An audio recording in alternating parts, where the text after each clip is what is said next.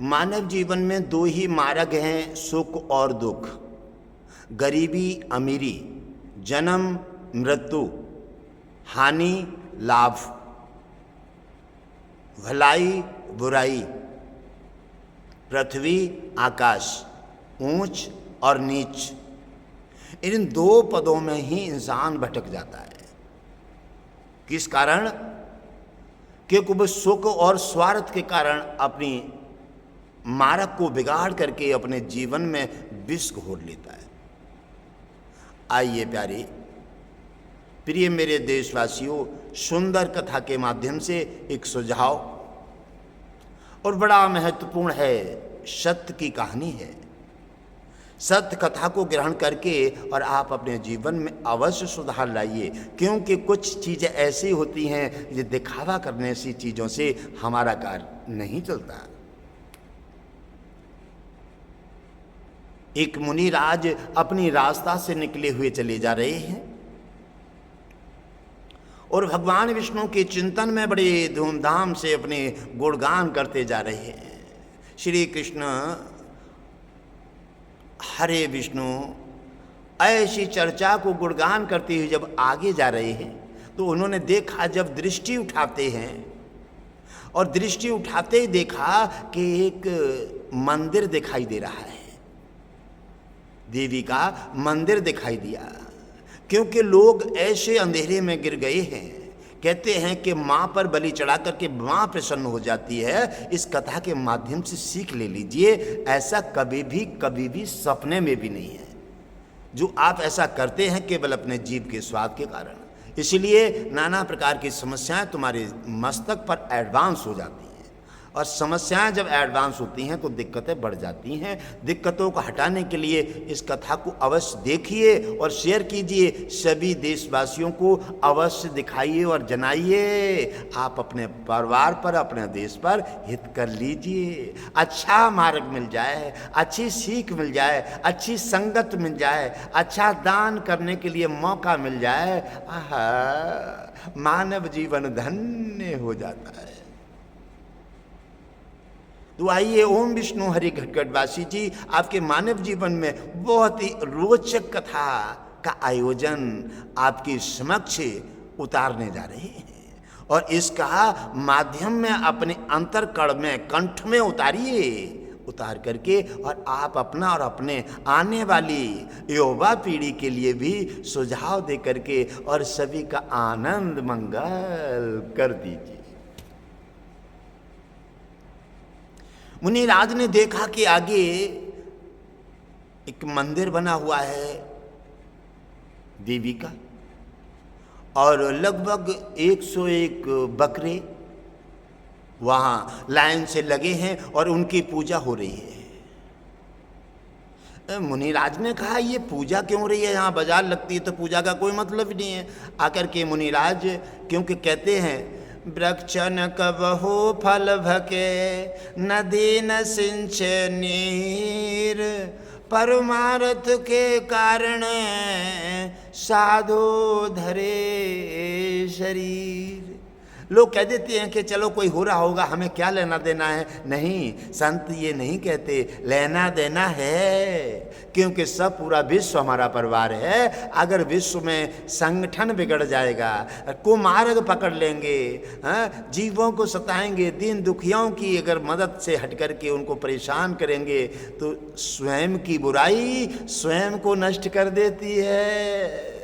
आप जी मन सोचिए कि मैं बुराई कर रहा हूँ, मैं किसी की आलोचना कर रहा हूँ तो दूसरे का नुकसान हो। ना ना ना ना, ये तो भूल गए। ये गुरुदेव की महत्वपूर्ण शिक्षा को ग्रहण कर लीजिए। स्वयं की बुराई, स्वयं का खान पान स्वयं का नाश करेगा, क्योंकि स्वयं ही विष पीते हैं, स्वयं ही मर जाते हैं, कोई दूसरा नहीं मर सकता।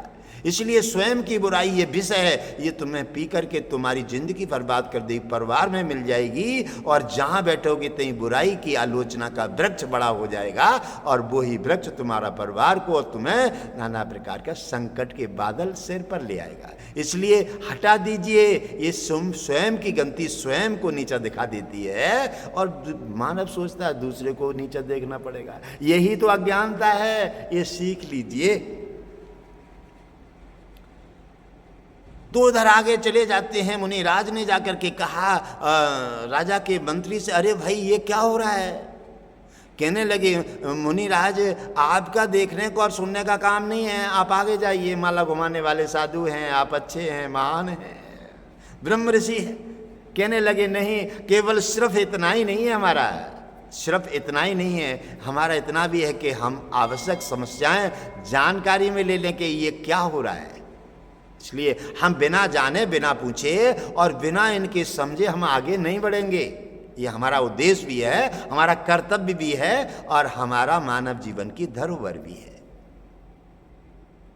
कहने लगे तो सुन लीजिए, ये एक से एक बकराओं के राजा का बेटा एक है और वो तकलीफ हो गया है और किसी नौते ने बता दिया।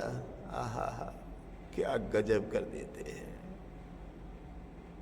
अपने जीवन के स्वाद और स्वार्थ के लिए ऐसी उल्टे रास्ते क्यों बता देते हो? ये तुम सोच रहे हो क्योंकि पल की खुशी के लिए पीने और खाने में खुशी, पल की जीवा के स्वाद की खुशी के लिए आप जीवन में कितना बड़ा जहर घोर देते हो। अपने भी और परिवार के में भी ये कथा से सीख ले लीजिए। मुनिराज ने कहा कि ये तुम क्या अनर्थ करने जा रहे हो? ये राजा अपने एक बेटा के लिए और एक से एक बकरों की बलि चढ़ाना चाहता है, ऐसा क्यों? मैं ऐसा नहीं होने दूंगा। मंत्री बोला, तुम कहाँ से आ गए? नहीं होने दूंगा। अरे यहाँ राजा का राज्य है, राजा का हुक्म चलता है, तुम कौन हो यहाँ? और तत्काल ही उनका मंत्री राजा का म्यान से तलवार खींच लेता है, क्योंकि देर नहीं लगती। जिसके पास बंदूक है, जिसके पास वांवल है, जिसके पास सत्ता बल है, वो तत्काल इस्तेमाल करता है। लेकिन समझ लो ये कोई बल भी तुम्हारी काम नहीं आएगा। जब संत का मस्तिष्क बिगड़ता है ना, तो चटाई समेट देता है, चटाई। भगवान भी थर्रा जाते हैं, देवता भी कुछ नहीं, सबको लाइन में लगा देते हैं और पहले तो हंसकर के समय टालते रहते हैं कि टल जाए तो अच्छा है, क्योंकि पूरा विश्व मेरा परिवार है और शिक्षा देना मेरा काम है, इनका कुछ नुकसान करना मेरा काम नहीं है। और इंसान सोचता है कि ये दब गए, ये कुछ इनके पास पावर नहीं है। ना ना ना, अज्ञान का डेरा अपने मस्तक पर बन डालिए।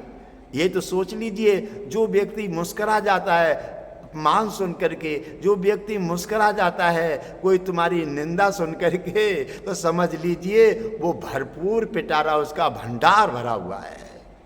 वो तुम्हें तुम्हारी समस्या, तुम्हारी भूल के लिए तुम्हें एहसास दिलाना चाहता है, तुम्हारी भूल का तुम्हें दंड देना नहीं चाहता और तुम्हें सुझाव दे करके तुम्हें रास्ता तुम्हारी अच्छी बनाना चाहता है। इसलिए वो सोचता है कि ये अज्ञानवश कह रहा है, इसका कोई नुकसान न हो जाए, इसलिए संत जो है मुस्कुरा करके तुम्हारी इस समय को टाल देता है। धरतीवासी ये सोच लेते हैं कि ये दब गए और इनके पास कोई व्यवस्था नहीं है, यही तो अज्ञानता है। आगे कथा से सीख लीजिए। म्यान से तलवार खींचता है मंत्री और कहता है, ये जरा सा महात्मा और हमारे सामने हमारे राज्य में मंत्री को हुक्म दिखाते हो, अरे तुम कौन हो?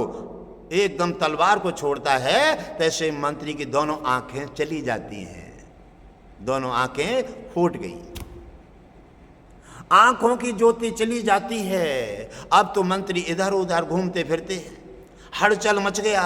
बकरा की बलि चढ़ाने की जगह पर स्वयं की आंखों की बलि चढ़ गई। अपराध करने वाले का स्वयं यही दंड होना चाहिए। अब ये व्यवस्था आगे बढ़ती है। उन्होंने देखा कि अब क्या हो, तो उनको जाकर के राजा को सूचना देना चाहिए। अब वह दौड़ते जाते हैं, उन्हें पकड़ के ले जाते हैं, राजा के पास पहुंचे। राजा के सामने रोते रोते गए। राजा ने क्या क्या हुआ?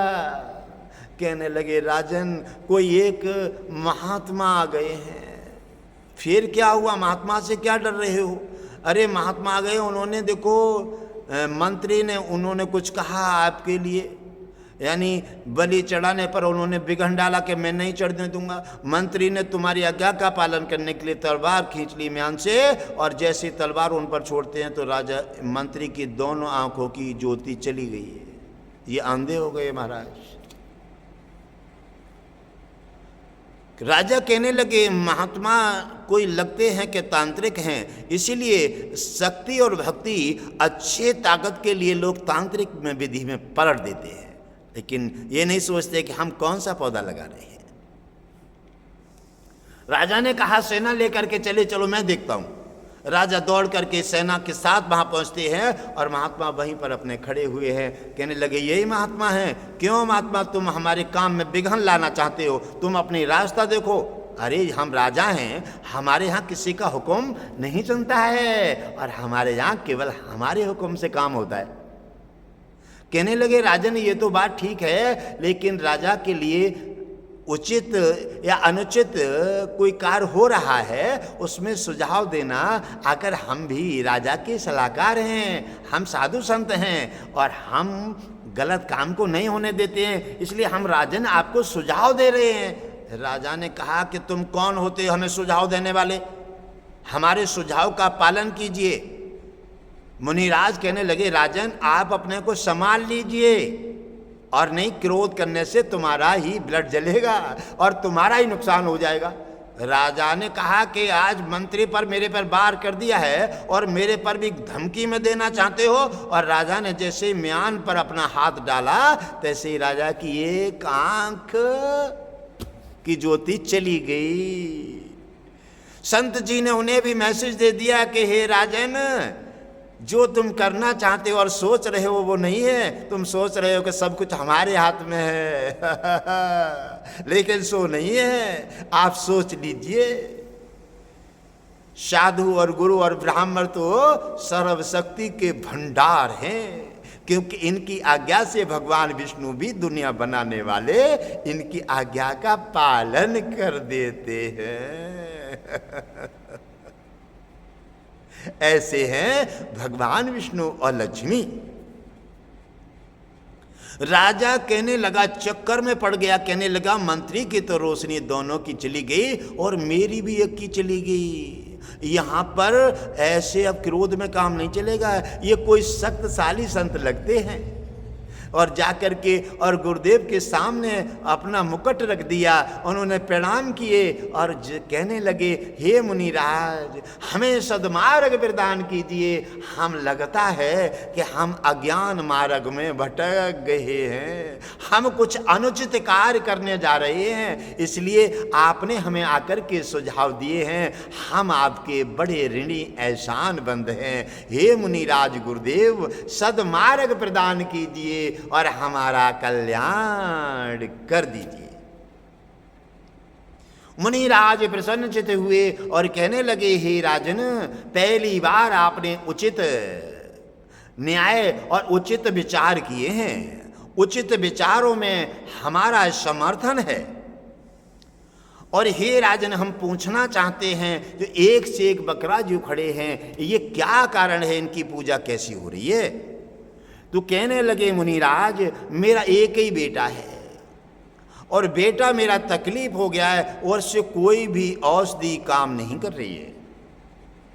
फिर तो किसी नौते के पास हम जब गए तो नौते ने बताया कि आप एक से एक बकरा की चंडी देवी पर यदि बलि चढ़ा देते हैं तो आपका बेटा ठीक हो जाएगा।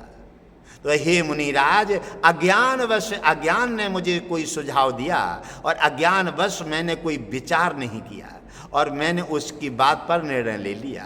क्योंकि अज्ञान की बात पर सुनकर के निर्णय लेगा वो भी अज्ञान होगा, क्योंकि अज्ञान में प्रकाश नहीं है। अज्ञान में प्रकाश नहीं है और प्रकाश नहीं है तो अंधेरा है, अंधेरे में तुमको जान नहीं सकते। तो हे गुरुदेव, आप तो ज्ञान रूपी प्रकाश हैं और मुझे प्रकाश में ला करके मेरा कल्याण कर दीजिए। आज आप इतना बड़ा अनर्थ करने जा रहे हैं। आप अपने एक बेटा की जीवन बचाने के लिए और आप एक से एक बकरा की बलि चढ़ा रहे हैं। आप राजा काय के हैं? राजा अपने स्वार्थ बस अगर कोई निर्णय ले ले, राजा अपने स्वार्थ बस सत्ता का अगर कोई धमकी दे करके किसी को कष्ट देने लगे, राजा कोई अपने स्वार्थ के लिए काम करने लगे, राजा केवल अपने परिवार के लिए जीने लगे, उस राजा का राज्य का समाप्तिकरण हो जाता है। क्योंकि भगवान विष्णु कहते हैं कि वो राजा नहीं है, वो अन्यायी है, और अन्यायी राजा को मैं कुर्सी पर बैठने का अधिकार नहीं देता। क्योंकि राजा के लिए समस्त पूरा विश्व ही, पूरा कुटुंब ही उसका परिवार है। सबको समान व्यवहार रखे, जो गलती हो देख करे, अपना हो चाहे गैर हो, उसे सुझाव दे करके और पहले मार्ग पर लाए। अगर वो न समझे तो उसे दंड दे करके और उसे संवारने का कार्य करे। इससे कहते हैं राजा।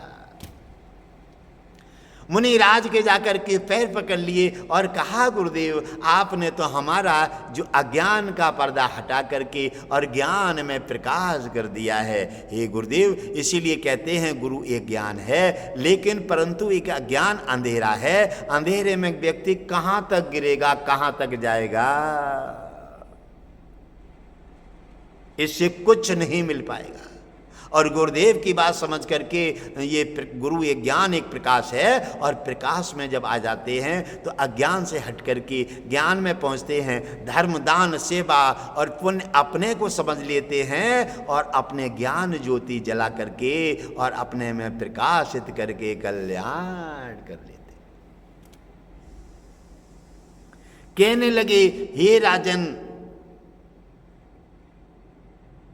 ये इस बेटा के बचाने के व्यवस्था में मैंने ये एक से एक बकराओं की बलि चढ़ाने का निश्चय किया है। तो मुनिराज ने कहा, हे राजन, आपने ये अनीति का पग चुन लिया है। ये अनीति का पग है, ये अपराध है, ये पाप है, ये नाना प्रकार के राजा के धर्म में विरोध हैं, ये विरोध में है। इसीलिए ये ही ऐसी नीति, ऐसा मार्ग तुम्हारा और तुम्हारे समाज का पतन कर देगा।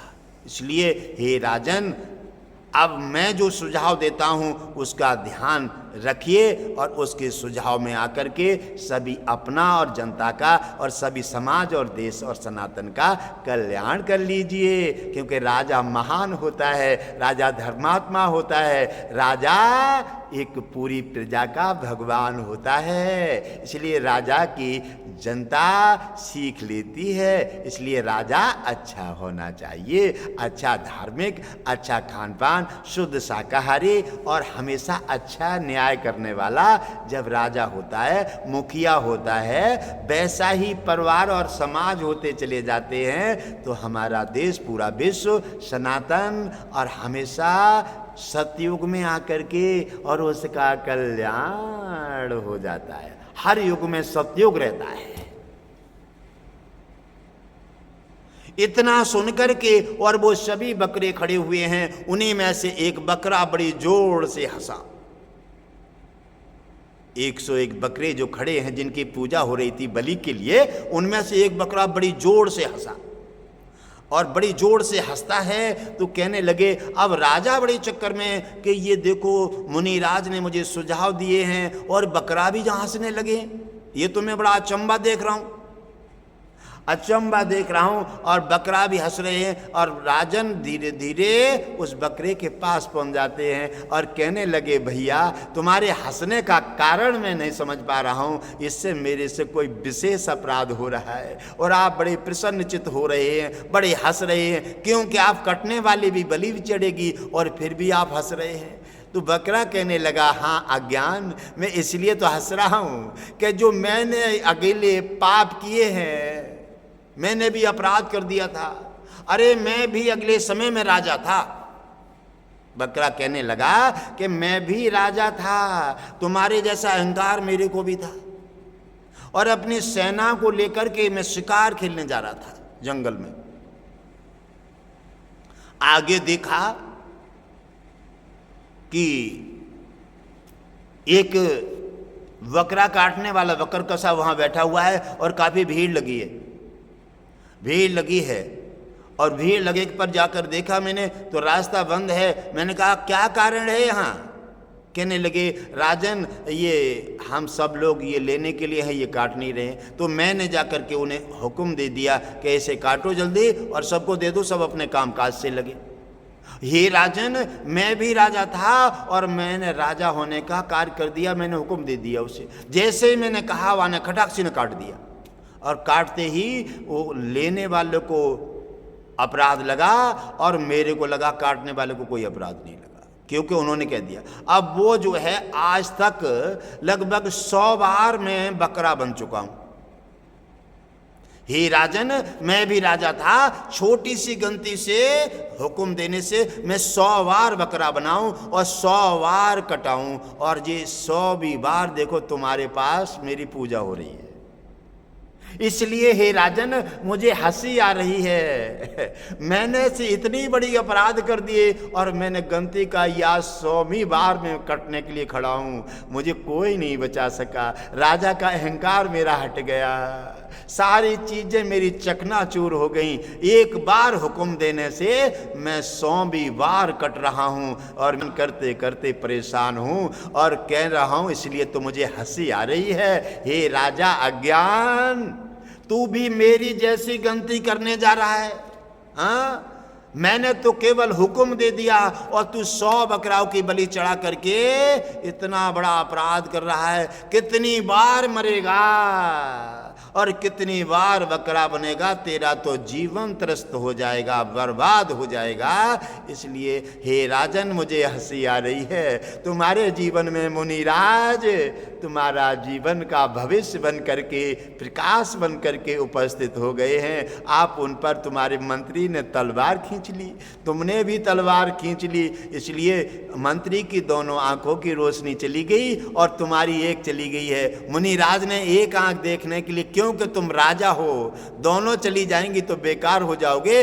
तुम्हारे अज्ञानवश तुम्हें आंख देखने की जरूरत नहीं है, तुम्हारी हित की आंख को हटा दिया है और प्रजा को देखने की आंख को मुनिराज ने तुम्हारी फिर भी शेष रखी है। ये मुनिराज हैं, ये ही भगवान हैं, और इनसे प्रणाम कीजिए, गलती की क्षमा मांग लीजिए, ये आपकी दृष्टि भी वापस कर देंगे। ये आपके सद्मार्ग देने वाले भगवान हैं। वकरा की बात सुनकर के राजा बड़े चकित हो गए, कहने लगे ये क्या कह रहे हैं। आज सबसे पहले मैंने देखा है कि ये बकरा बोल रहा है और इसने जो बात बताई है कट सत्य है। और बकरे को उसने प्रणाम किए और कहा कि मैं आज से प्रतिज्ञा करता हूं, मैं किसी अपने राज्य में कोई जीव हत्या नहीं होने दूंगा। ये राजा का सबसे बड़ा पुण्य है। अगर राजा साधु संतों की रक्षा और मंदिरों की, धर्म की रक्षा और जीवों की रक्षा करने का अगर संकल्प ले लेता है, तो ये मैं गारंटी देता हूं उस राजा को कुर्सी से उतारने का किसी को कोई अधिकार नहीं है। भगवान विष्णु भी और देवता सभी दुनिया उसकी सहायता करेगा, पुण्य उसका एडवांस हो जाएगा। ये कथा से कोई भी सुझाव लेकर के इस नियम को करे और उसका निश्चित ही वो कुर्सी का हमेशा, जब तक जिएगा तब तक वो कुर्सी पर अपना अधिकार जमाए रहेगा, राजा बनने के योग्य बना रहेगा। धर्म का पालन करे, साधु संत नियम, साधु संत की रक्षा, धर्म की रक्षा, देश की रक्षा, सनातन की रक्षा और जीव की रक्षा मन मानी भाव से कीजिए और निश्चय कर दीजिए। अगर ऐसा तुमने कर दिया, जीवों की हत्याएं, जीव की सहायता कर दी, जीव की हत्या बचा दी, साधु संत महापुरुषों की सहायता कर दी, और अगर आपने यही संकल्प कर लिए और आपने ये निर्णय कर लिया, तो चिंता मत कीजिए, आपको कुर्सी से हटाने वाला कोई धरती से पैदा ही नहीं हुआ है। और अगर जीवों पर तुमने प्रहार कराई, साधु संत और ब्राह्मणों की निंदा की, इनके विरोध में आ गए, धर्म के और पद इसके सनातन के विरोध में आ गए, तो समझ लीजिए कभी भी कुर्सी दिखाई नहीं देगी, कहाँ चली गई। क्योंकि भगवान विष्णु कहते हैं कि समस्त संसार में सबसे बड़ी चैतन्य स्वरूप जो परमात्मा और जो शक्ति है अपार, वो गुरु है, साधु संत हैं, महापुरुष हैं, धर्म है और जीवों की रक्षा है। जीव रक्षा, धर्म रक्षा साधु संतों के और धर्म की और मंदिर और तीर्थों की जो रक्षा कर देता है वही राजा बनने योग्य है, वही कुर्सी पर हमेशा विराजमान रहेगा, उचित न्याय करेगा और यहां से लेकर वैकुंठ भगवान विष्णु तक उसका आनंद मंगल बना रहेगा। इतना सुनकर के राजा बड़े प्रसन्नचित्त हुए और मुनिराज के जाकर के पैर पकड़ लिए। मुनिराज ने कहा, मैं तुम्हें उचित एक उपाय बता देता हूं। आपने गलत व्यक्ति से राह लेकर के और गलत चुनाव कर लेते हैं, ऐसे धरती पर नाना प्रकार की बलि चढ़ाते हैं अपने परिवार को सुझाव देने के लिए, हवा बाधाओं को हटाने के लिए, लेकिन वो गलत व्यक्ति हैं, गलत सुझाव दे देते हैं और गलत व्यक्ति का सुझाव स्वीकार करके वो अपने परिवार को मेटने का ही निर्णय कर लेते हैं। न कोई सुकून मिल सकता है, अपराध से कभी भी सुकून नहीं मिल सकता। किसी को सताओगे और सोच रहे हो कि हम शांति मिल जाए, कैसे मिल सकती है, हैं? एक तरफ आग लगा रहे हो और कह रहे हो हमारा घर परिवार हरा भरा बना रहे, बताओ ये तो अज्ञानता है तुम्हारी। इसलिए कोई भी कुछ नहीं मिल सकता, मिलेगा स्वयं की बर्बादी आप स्वयं कर रहे हैं। इसलिए कभी भी किसी जीव पर अत्याचार मत करो और ये ही धर्मात्मा राजाओं की नीति है। साधु संत ब्राह्मण और जीव और धर्म की संपूर्णता से जो राजा रक्षा करता है, ये मैं संकल्प गारंटी के साथ कहता हूँ, उस राजा को कोई खिसकाने वाला है ही नहीं। वो राजा हमेशा अपनी कुर्सी पर तैनात रहेगा और उचित न्याय करते हुए यहां से लेकर के और भगवान विष्णु के साथ इतिहासों में नाम जुड़ करके उसका कल्याण हो जाएगा। जाकर के कहने लगे, हे राजन, अब तुम इन बकराओं की बलि। राजा ने कहा कि मैं कभी भी अपने राज्य में किसी जीव की हत्या, साधु संतों की निंदा और कभी भी धर्म की निंदा ये नहीं होने दूंगा। ये मेरा संकल्प है। ये मैं आज से आदेश देता हूं कि कोई भी कहीं पर जीव हत्या नहीं होगी। कहीं कोई साधु संत, धर्म और मंदिर और तीर्थों में कोई भी किसी प्रकार जीव हत्या नहीं करेगा, अपराध नहीं होगा। ये मेरा निर्णय है। और हे गुरुदेव, मैं संकल्प करता हूं कि मैं साधु संत, धर्म और जीवों की रक्षा में हमेशा तुम्हारे चरणों में संकल्प लेता हूं कि समर्पित रहूंगा। कितना भी बड़ा संकट आ जाए, मैं कभी भी किसी प्रकार से इन धर्म से, साधु संत और ब्राह्मणों की रक्षा और धर्म की जीवों की रक्षा से मुख नहीं मोड़ूंगा। चाहे मेरा कुछ भी हो, आपकी कृपा बनी रहे और मेरा कल्याण होगा। मणिराज प्रसन्नचित होकर के राजा को उठाकर हृदय से लगाया और जैसे ही हाथ फिराया, राजा की आंख की रोशनी वापस आ जाती है। ये है साधु संतों का चमत्कार। उधर राजा ने कहा कि हे मंत्री के मुनिराज से क्षमा मांग लीजिए। जैसे राजा ने भी, मंत्री ने प्रणाम किए मुनिराज को और तैसे मंत्री की भी रोशनी, अहंकार हटता है और तैसे ही रोशनी उनकी भी वापस आ जाती है। ऐसे ही मंत्री ने संकल्प किए कि जो भी हमने निंदा आपकी की है और जो भी हम गलत मार्ग में गलत लोगों का सहयोग कर रहे थे, तब हमें दंड मिला और आपने हमें दंड दे करके हमारी आंखें खोल दी हैं, हमें अज्ञान से ज्ञान में ले आए हैं। हे मुनिराज, आपको कोट कोट प्रणाम। ऐसे करके हम आपकी आदेश आज्ञा का हमेशा पालन करेंगे और आपने हमारा कल्याण कर दिया है। मंत्री ने भी क्षमा मांगी, राजा ने भी क्षमा मांगे और उसी समय गुरुदेव ने कहा, हे राजन, अब आप सद्मार्ग का उपाय समझ लीजिए। आपका बेटा भी ठीक होगा और अपराध भी नहीं होगा।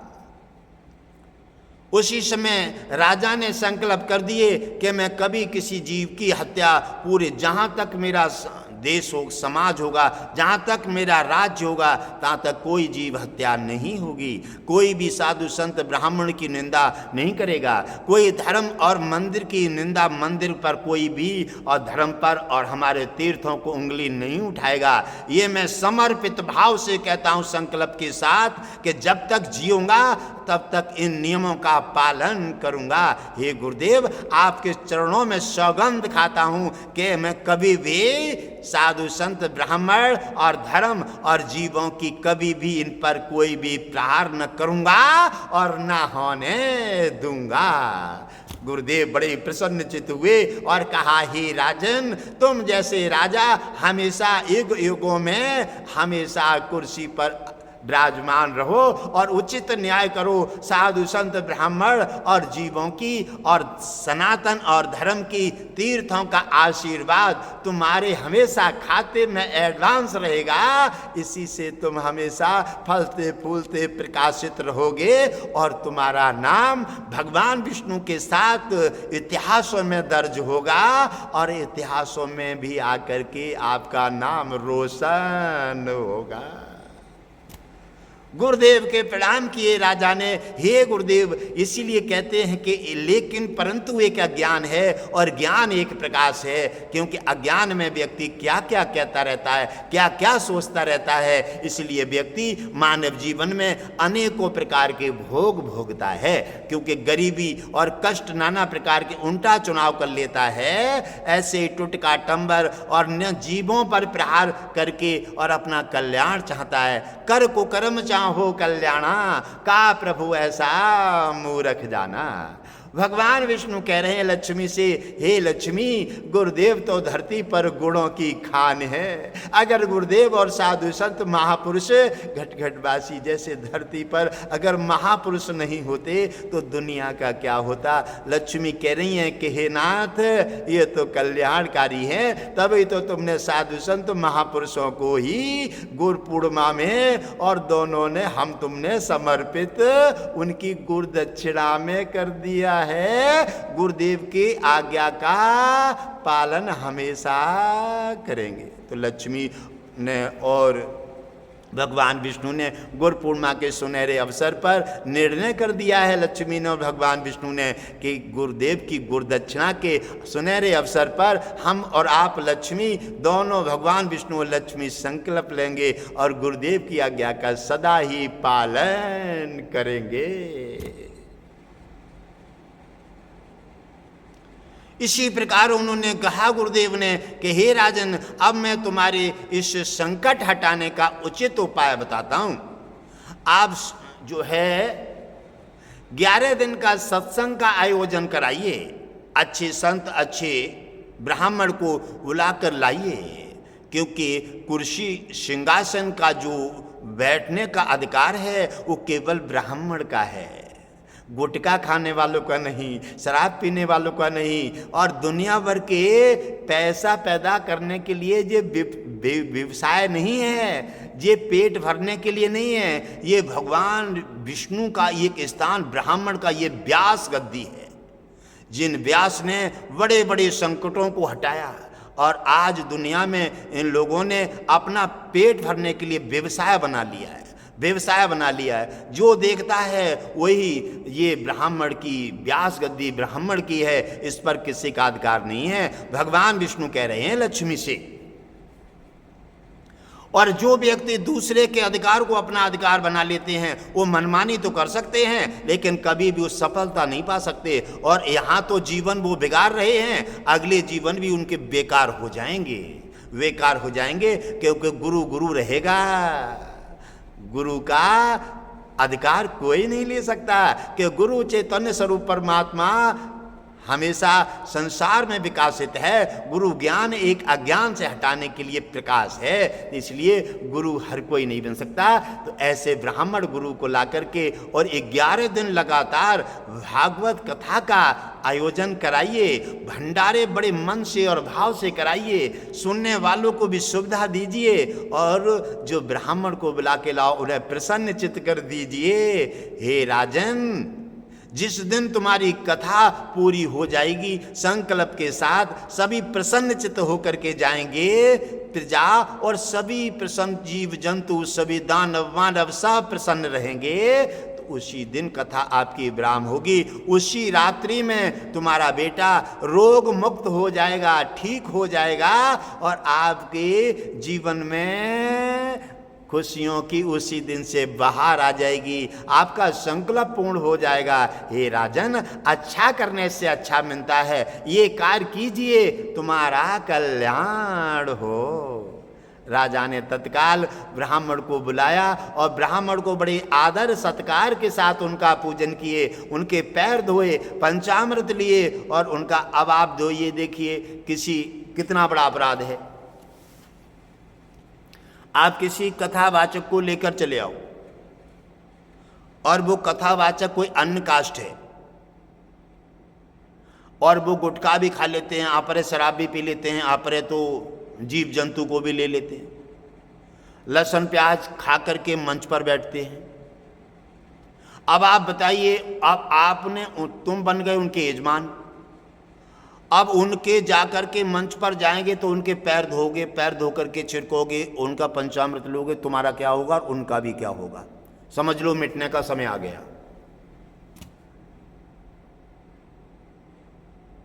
समझ लो मिटने का, दोनों ही गल जाएंगे, क्योंकि दोनों का मार्ग उचित नहीं है, दोनों का मार्ग गलत हो गया। ये कथा से सीख ले लो। इसलिए कोई भी पुण्यदान सेवा करना है, उचित ही ब्राह्मण को ये चीजें दान कीजिए। और ये कथा अगर कराना है, कथा का पूर्ण लाभ लेना है आपको भागवत का, तो अच्छे ब्राह्मण का चुनाव कीजिए, जिसके पैर धोते ही आनंद मंगल हो जाए, जिसके घर पर जाते ही आनंद मंगल संकट का निवारण हो जाए, चमत्कार होने लगे और उनके मुखारबिंद से मोती और हीरा बरसते हों। उनसे कराइए तो आपका निश्चित ही भागवत का पूर्ण फल मिलेगा और आपके यहाँ से लेको यहाँ पूरा सुख भोगोगे और वैकुंठ भगवान विष्णु के यहाँ से तुम्हारे लिए पुष्प विमान आएगा और बैठ करके मोक्ष धाम से धारोगे। यहाँ भी सुखी और वहाँ भी सुखी। अब जब आपने चुनाव उल्टे कर लिए, क्या है जागरण है, क्या है भागवत है, सब ने अलग अलग व्यवसाय बना लिया है, व्यवसाय बना लिया है, यानी रोजी रोटी कमाने का। अरे भाई, रोजी रोटी कमाने का और कोई काम नहीं रहे। ये ब्राह्मणों का, ये भगवान विष्णु व्यास की गद्दी है, इसको क्यों देख रहे हो, इसको क्यों ऐसा कर रहे हो। इसलिए भगवान विष्णु नाराज हैं, भगवान विष्णु लक्ष्मी नाराज हैं कि तुमने ये गलत चुनाव कर लिया है। इस कथा से सीख लो। इसलिए अच्छे को चुनाव करके तो उन्होंने, राजा ने अच्छे ब्राह्मण को ला करके पैर धोए, पंचामृत लिया और उनको बड़े आदर के साथ 11 दिन भागवत करा करके और भागवत का संपूर्ण लाभ उठाया। संपूर्ण लाभ उठा करके उन्होंने बड़ी व्यवस्था के साथ और भागवत विराम हो जाती है, विसर्जन हो जाती है और उधर सब लोग अपने अपने घर प्रसन्नचित्त होकर चले जाते हैं। राजा हारे तके अपने शयन कक्ष में चले जाते हैं और सुबह 4 बजते हैं, सुबह 4 और 4 बजते ही वो बेटा ठीक होता है और ठीक होकर के उनके पास पहुंच जाता है, क्योंकि दान भक्ति सेवा भागवत कथा का जो पुण्य था, साधु संतों का जो मान का आशीर्वाद था, जीवों की जो दया का जो आपके पास वर्चस्व था, जो दया, ये सारी चीजें आपके पास एडवांस हो गई। इसमें भगवान ने कुछ नहीं किए, ये तो सब आपने जो एडवांस किया, आपका जो इकट्ठा हुआ, उसी 11 दिन की भागवत सप्ताह का जो पुण्य इतना इकट्ठा हो गया, जो तुम्हारे बेटे की समस्या छूमंतर हो गई। गुरुदेव ने ना तो भगवान विष्णु से कुछ कराया, ना स्वयं कुछ किया, केवल गुरुदेव ने तुम्हें मार्ग अच्छा दे दिया। इतना पुण्य स्टॉक हो गया, तुमने साधु संतों को, ब्राह्मणों को दया की, सबको भरपूर भंडारे दया और उनके पास दान दक्षिणा से उन्हें प्रसन्नचित किया। जो व्यास गद्दी पे बैठाल करके उनका आदर और सम्मान किया, तो जैसे समझो भगवान विष्णु का स्वयं आदर कर रहे हैं। ऐसे अच्छे चुनाव करने से अच्छा ही अच्छा होता है। कथा से सीख लीजिए, कभी भी कोई दान पुण्य करो, कोई भी किसी प्रकार कहीं कथा करते हैं, अलग चुनाव मत कीजिए। अगर आप अपने जीवन में बाहर लाना चाहते हैं खुशियों की, तो ब्राह्मण का चुनाव कर लीजिए। मैं गारंटी देता हूं तुम्हारा निश्चित ही मनोकामना पूरी होगी और तुम्हारा निश्चित ही भागवत सप्ताह से तुम्हारा कल्याण हो जाएगा, ब्राह्मण को लाओगे तो। और इसी प्रकार अलग अलग जो है व्यवस्थाएं हैं, जिन्होंने व्यवसाय बना दिए हैं और उनका पेट भरने की जो उनकी बातों में आओगे तो वो तो बर्बाद हैं ही, और तुम भी बर्बाद हो जाओगे। इसलिए गुरुदेव ने राजा को और सभी प्रजा को, सभी देशवासियों को सुझाव दे करके और बड़ा उन्होंने कहा है, अच्छा करने से अच्छा हो जाता है और बुरा करने से स्वयं का नाश हो जाता है। आज नहीं तो कल ये जैसा पौधा लगाओगे ये बड़ा होगा, वही पौधा तुम्हारे जीवन में अच्छा लगाओगे तो खुशहाली देगा, और बुरा लगाओगे तो विष बन जाएगा। जब आता है बेटा 4 बजे करीब, तो उन्होंने कहा पापा पापा कह के आवाज लगाते हैं। राजा ने जब देखा कि मैं क्या देख रहा हूं, बार बार आंखें खींचते हैं कि मैं आंखों से क्या देख रहा हूं, मेरा बेटा ठीक हो गया। जाकर के बेटा को जब शरीर पर हाथ घुमाया, कहने लगा पापा मैं बिल्कुल ठीक हूँ, मुझे कोई बीमारी नहीं है। तब उन्होंने जाकर के उतने ही टाइम राजा स्नान ध्यान करते हैं और गुरुदेव अपने जगह पर आश्रम में ठहरे हुए हैं, वहाँ जाकर के सभी लेकर के और आरती उतारते हैं और गुरुदेव की बड़े भाव के साथ आरती करते हैं। हे गुरुदेव, आप तो दया की खान हैं, आपने हम पर कितना बड़ा उपकार किया है। 101 जीवों की हत्या बचा दी और आपने हमें सभी जीवों पर साधु संत महापुरुषों का हमें पुजारी बना दिया है आज। तो उन्होंने गुरुदेव ने कहा, हे राजन, मैंने कुछ नहीं दिया है तुम्हें, ना राजा ना भगवान ने कुछ दिया है तुम्हें, ये किसी का कोई एहसान नहीं है, केवल मैंने आपको सदमार्ग दिया है। और सदमार्ग ने इतना आपके सामने इतना दान भक्ति और इतना आपको शक्तिशाली बना दिया है, इतना दान दया भंडारा, जीवों की जो दया है और साधु संत ब्राह्मणों की, और जिस अच्छे ब्राह्मण को ला करके तुमने भागवत सप्ताह का जो आयोजन कराया है, इतना पुण्य एडवांस हो गया है तुम्हारे पास। सभी जो खाकर गया वो दुआ दे रहा है, हे राजन तुम्हारा कल्याण हो, तुम्हारे बेटा की 100 साल की अवस्था हो। जो जा रहा है, अच्छे काम करते हो तो सभी दुआ करते हैं। सभी ने इतनी दुआएं दी हैं कि तुम्हारे दुआ से खजाना भर गया है, और उसी खजाने से, उसी दया से, जीवों की दया से, साधु संत और ब्राह्मणों के, और ब्राह्मण जब मिल जाए ना, सच्चा ब्राह्मण गुरु मिल जाए ना, तो समझ लीजिए भगवान आपके घर आ गए। पैर धो करके भाव के साथ उनकी पूजा याचना मन से और भाव से लगन से कीजिए। समझ लीजिए गुरुदेव की नहीं, भगवान विष्णु और लक्ष्मी दोनों की आप पूजा कर रहे हैं, आपका कल्याण होने वाला है। गुरुदेव ने प्रसन्न चित्त करके राजा को सदमार्ग दे दिए और कहा, हे राजन, ऐसे नियमों का जो राजा पालन करते हैं वो राजा राज्य चलाने के योग्य है। वो राजा नहीं, ये प्रजा के भगवान हैं और वो माता पिता का फर्ज तीनों का निभा रहे हैं। गुरुदेव की, धर्म की और जीवों की, सनातन की और जो जहाँ के तहाँ तीर्थों की जो राजा रक्षा करता है वो राजा बनने योग्य है और वो सदा ही राजा रहेगा। भगवान विष्णु लक्ष्मी भी कह रहे हैं, हे राजन, उन पर मेरी सदा कृपा बनती रहती है और धरती पर तो आनंद मंगल उनकी जय जयकार होगी। और जब उनका जाने का समय होगा तो भगवान विष्णु कहते हैं कि मैं अपने इतिहासों में उनको अपने साथ जोड़ करके और इतिहासों में भी नाम रोशन करूंगा।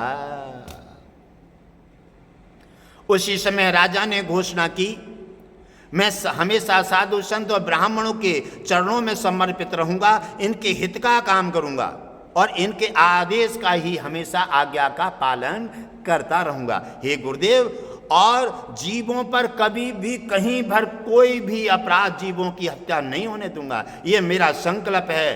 और कभी भी मंदिरों पर कि धर्म का या फिर कहीं किसी गाय का या फिर किसी कन्या पर कहीं अत्याचार होता है, तीर्थों की कहीं पर किसी प्रकार के मंदिरों का कहीं पर किसी प्रकार का दुरुपयोग होता है, तो मैं जाकर के मैं गुरुदेव तुम्हारे चरणों की सौगंध दिखाता हूँ कि मैं हमेशा इस धर्म के हमेशा पक्ष में रहूँगा। साधु संत ब्राह्मण और हमेशा गुरु और जीवों की और हमेशा सनातन और महापुरुष और मंदिर की सदा ही रक्षा करता रहूँगा, इनका पुजारी बन करके और राज्य कुर्सी पर बैठ करके उचित न्याय करूँगा।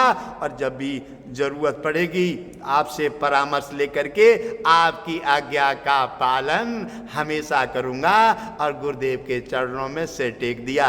और जितने जी 101 बकरे हैं बलि चढ़ाने के लिए, ये मेरे राज्य में ही पलेंगे और खाएंगे। और जैसे जैसे जो मरता जाएगा उसका इंसान जैसा दाह संस्कार किया जाएगा, कोई भी इन्हें मारेगा काटेगा नहीं। और ये मेरा संकल्प है, जीव रक्षा, साधु रक्षा, सनातन रक्षा, धर्म रक्षा, मंदिर रक्षा और यज्ञ रक्षा, कन्या रक्षा, गौ रक्षा, ये सभी रक्षा का मेरा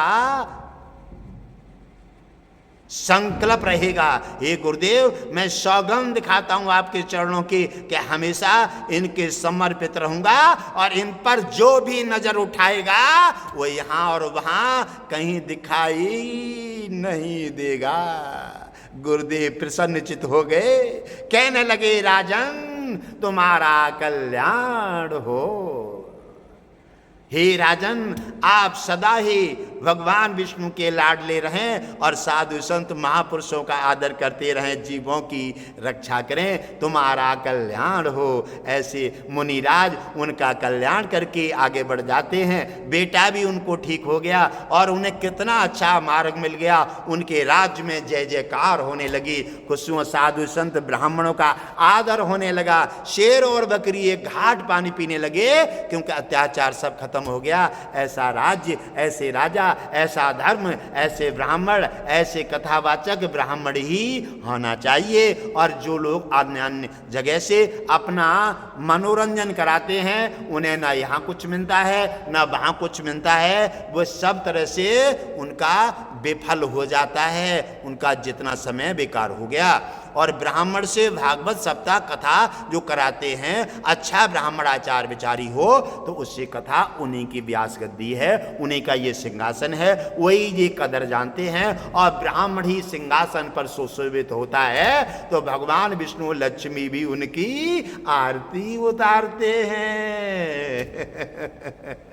ब्राह्मण गुणों की खान है, इनको समझ लीजिए। जिन ब्राह्मण और साधु संत महापुरुषों की रक्षा और सहायता, गायकी और कन्या की और धर्म सनातन की रक्षा सहायता करने के लिए भगवान विष्णु भी धरती पर बार बार अवतार लेते हैं। इन साधु संतों और ब्राह्मणों के पैर धोकर पंचामृत लेकर के भगवान विष्णु ने तभी तो कहा है, जिस समय लक्ष्मी ने ब्राह्मण को श्राप दे दिए तो लक्ष्मी बड़ी चकित हो गई, कहने लगी ऐसा क्या है इन ब्राह्मण के पास जो भगवान विष्णु ने मुझे छोड़ दिए और ब्राह्मण के पास चले गए।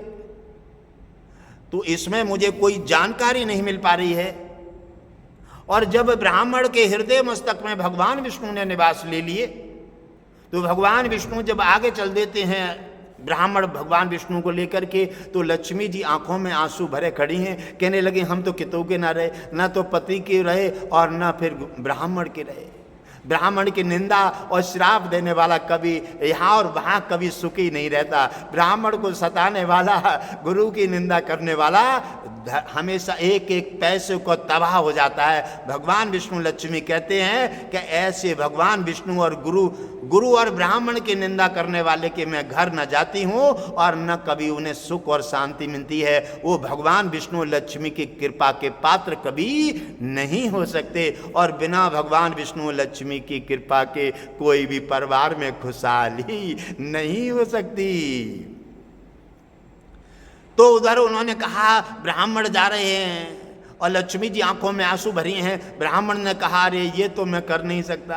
हे लक्ष्मी, हमारे सामने कोई देवी आंखों में आंसू भरी खड़ी हो और हम चले जाएं, ये तो हमारे इतिहासों में, वेदों में और ये हमारे कर्म कर्तव्य में नहीं है, ये हमारे ब्राह्मण के भाव में नहीं है।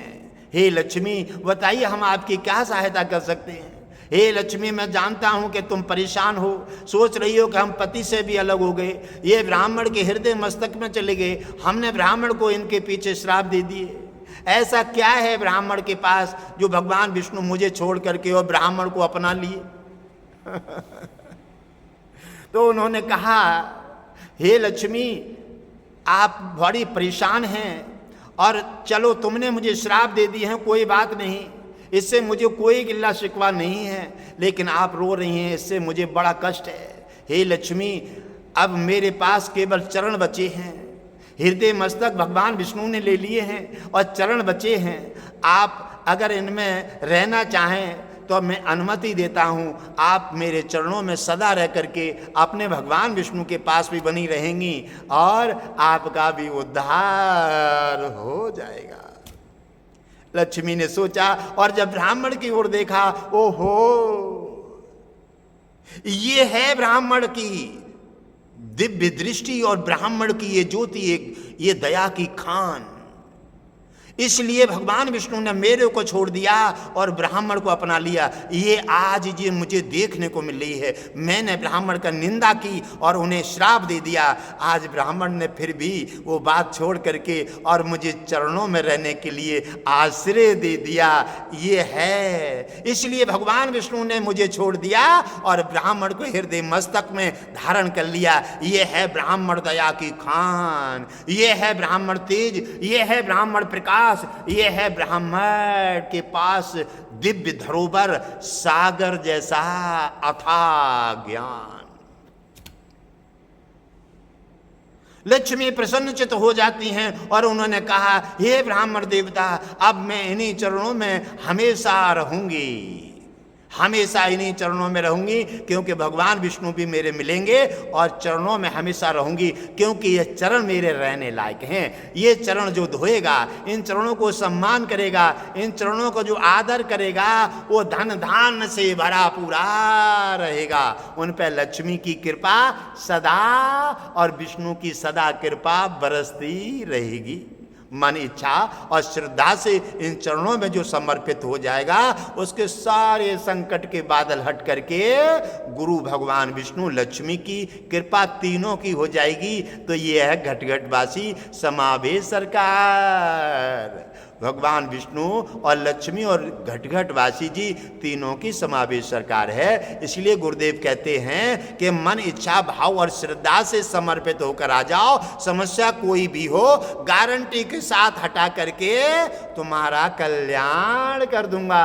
चाहे कैंसर की हो, चाहे शुगर की हो, चाहे टीबी की हो, चाहे हवा की हो, चाहे ब्यादा की हो, चाहे कोर्ट की हो, चाहे कचहरी की हो, चाहे यमराज की हो, और चाहे किसी की कोई भी समस्या हो, कोई विश्व में हल ना कर सके, वो समस्या हल की जाएगी। आप आस्था श्रद्धा भाव के साथ समर्पित हो जाओ, गुरुदेव के बताए हुए अनुसार आज्ञा का पालन करो, निश्चित गारंटी के साथ तुम्हारी सारी समस्याओं का समाधान करके ओम विष्णु हरि घटघटवासी लक्ष्मी भगवान विष्णु और अश्विनी कुमार सुसैन वैद्य और आपका कल्याण कर देंगे। निश्चित गारंटी के साथ आप भाव के साथ आइए, दुविधा मत कीजिए और इस वीडियो को शेयर कीजिए। जहां जितना ज्यादा प्रचार करोगे, दूसरे का हित अगर करना चाहोगे ना, तो तुम्हारा तो हित अपने आप हो जाएगा। अपने देख लो, सामने वाले का कल्याण तुम्हारा कल्याण है, और सामने वाले का किसी को कष्ट पहुंचाओगे तो समझ लो कष्ट तुम्हारे लिए तैयार है। इसलिए समझ लीजिए, गुरुदेव की इस कथा से सीख ले लीजिए। इस वीडियो को, कथा को जितनी ज्यादा शेयर करोगे, भाइयों में, बहनों में, कुटुंब में, परिवार में, देश में, सनातन में, जितनी ज्यादा शेयर करोगे उतना ही तुम्हारा कुछ नया एक काम बन जाएगा। बड़ा सा बड़ा जो काम तुम्हारा रुका हुआ है, जो आपने नहीं किया कर पाया है, आप वीडियो शेयर कीजिए भाव से, और उससे 1 घंटा मतलब दिन में सुबह और शाम दोनों बार अवश्य देखिए, और देख करके जितनी चाहो शेयर करो, और जितनी चाहो जितना प्रचार और शेयर करोगे, आपका कोई नया काम रुका हुआ है, विशेष मन इच्छा कोई भी कैसा भी काम हो, यहाँ से लेकर यमराज तक कैसा भी काम हो, गारंटी के साथ तुम्हारा कार्य पूरा हो जाएगा। अब वीडियो को देखिए, शेयर कीजिए, और जितना चाहो उतना प्रचार कीजिए, तुम्हारा भी कल्याण होगा। भगवान विष्णु ने कहा है, गुरुदेव की गुरुपूर्णिमा आ रही है 9 और 10 में, सभी देवताओं की भव्य तैयारी और धरतीवासियों की भव्य तैयारी हो रही है। भगवान विष्णु और लक्ष्मी ने निश्चय कर लिया है, और गुरुदेव की गुरुपूर्णिमा के दक्षिणा के सुनहरे अवसर पर लक्ष्मी और भगवान विष्णु गुरुदेव की गुरुपूर्णिमा के दक्षिणा पर जाकर के प्रतिबंध होंगे। सभी देवता नाना प्रकार से वहाँ धूमधाम के साथ पधार रहे हैं। सभी देशवासी कोने कोने से कस्बा कछला पर गुरुपूर्णिमा होने जा रही है। 9 और 10 तारीख में वहाँ पर अवश्य पधारिए। आपका सबका गुरु पूर्णिमा का आशीर्वाद लेकर के साल में एक बार आती है, ये मौका निकालिए मत। गुरु पूर्णिमा का सुनहरा पर्व है, तन और मन धन से भाव के साथ जाइए। आप जाइए और 20 और 50 लेके जाइए। उससे क्या होगा, 20 और 50 लेके जाओगे ना, आपने अपना तो पुण्य किया ही है, 20 और 50 को लेके जाओगे तो उनमें से 10% पुण्य आपके खाते में स्वतः एडवांस हो जाएगा। और जब आपका पुण्य आपके खाते में जब एडवांस हो जाएगा तो आपको कहीं फिर किसी प्रकार से किसी के सामने हाथ फैलाने का काम नहीं है। कथा से सीख ले लो, तुम्हारा सबका कल्याण हो। ओम मंगलम भगवान विष्णु, मंगलम गरुणध्वजा, मंगलम पुंडलीकाक्षो, मंगलाय तनो हरि।